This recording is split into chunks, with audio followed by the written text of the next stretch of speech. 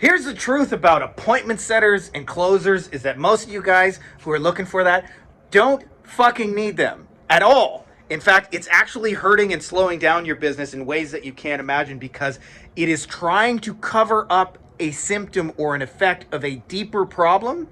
And if you do not fix that deeper problem, you will never find the right setter and you will never find the right closer. And all of that will make your life miserable because the real underlying issue is usually that your offer sucks and it usually doesn't take that much to fix it. So for those of you guys who don't know me already, my name's Frankie Fenn. Since 07, I built 3 of my own agencies up to 100 plus clients. Literally wrote the book on how to run phoneless, meetingless, laptop kind of lifestyle agency, and as well have helped thousands of people worldwide. And let's get into a quality rant that I think is going to be really helpful for you guys.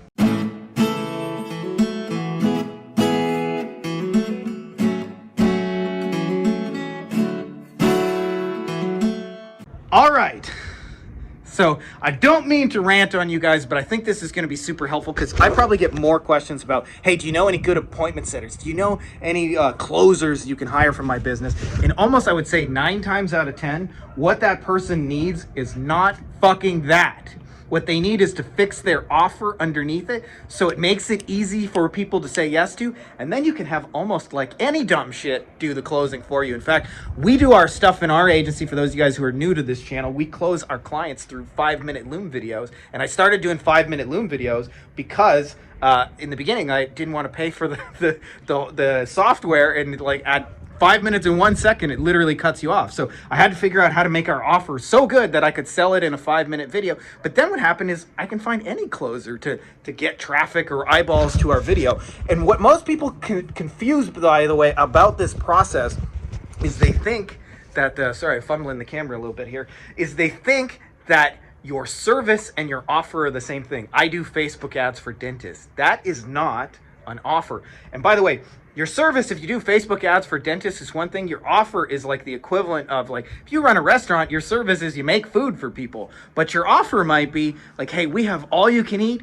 barbecue ribs for $16.99, and it also comes with cornbread, baked beans, a baked potato, and we got a live band coming here to play, and we also have beer for $2.99. That's a fucking offer, okay? And I'll tell you the simplest offer if you want to make your shit super easy to digest for your clients, super easy to understand, and super easy to get yeses in a way, is offer them one of what I call a $100 bill. Okay? So in every niche, there are a whole spectrum of leads in business. At the very bottom is the cheapest stuff. I call this the nickel. And there's also the most expensive $100 bill stuff. So to give you an example, like we did some stuff years ago with roofers. And one of the things about roofers is most of the phone calls that roofers get are somebody saying like, hey, there is a leak in my house and can you come check it out? And by the time they check it out, it might be one little teeny tiny spot that's leaking. They put up a few shingles. I don't know what roofers do, but it's a quick fix.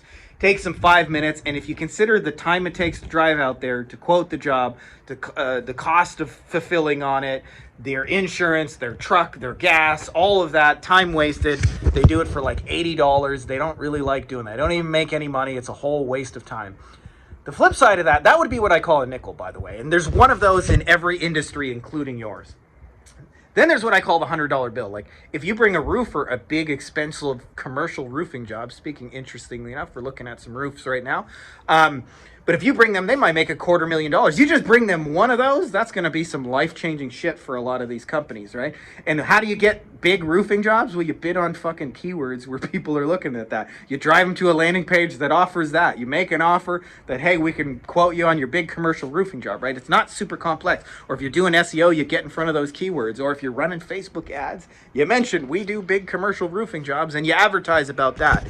So the easiest way for most of you guys to fix your offer is think about your offer as an irresistible outcome and focus on what is the most expensive, most valuable person. If you don't know the answer to that, by the way, you can always just go into a Facebook group where your people hang out, or a LinkedIn group, or whatever kind of community they hang out, and just say, which kind of clients do you wish you had more of? Which kind of customers do you wish you had more of? Which kind of patients do you wish you had more of? And the answer to that question, by the way, always is a $100 bill. Now, we experienced this in the plastic surgery niche. I wish I could tell you I did it on purpose, but it was just dumb shit luck, and we found it by accident. But one of the things that happened is, for example, we used to sell SEO, and that was a very resistible offer, and it was kind of ill-defined, and it was like, well, pay us a lot of money for a year, we're pretty good at it, but no guarantees because Google's kind of crazy. That's what the epitome of resistible offer. When you try and bring in appointment setters and things like that for that kind of offer, you know what happens? Motherfuckers be telling you no. And I don't blame them, by the way. In hindsight, I understand why a lot of people told me no. Now, the flip side of that is one day a plastic surgeon came to us and he said, hey, Frankie, I really want more mommy makeover patients. And I said, okay, well, cool. And let me think about how to do that. And he said, well, I was thinking about it. Do you think you could build me a website that's just about mommy makeovers? And I said, yeah. It's like the same fucking thing as any other website. And he said, okay, like, you know, I'll get you pictures and stuff like that. And I said, yeah. And he said, do you think like people are looking for mommy makeover procedures and stuff like that? And so I put it into the Google keyword tool, and sure enough, people were looking. I said, yeah. And he said, do you think like we could rank for those keywords? I did a little quick competitor analysis. I said, actually, this is probably easier than the stuff we're going after now.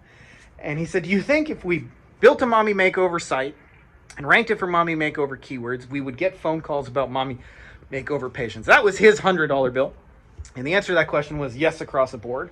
We did it and we sold it and he loved it. And whenever we would run into a new plastic surgeon, we would mention the mini site that we could rank for their most expensive procedure.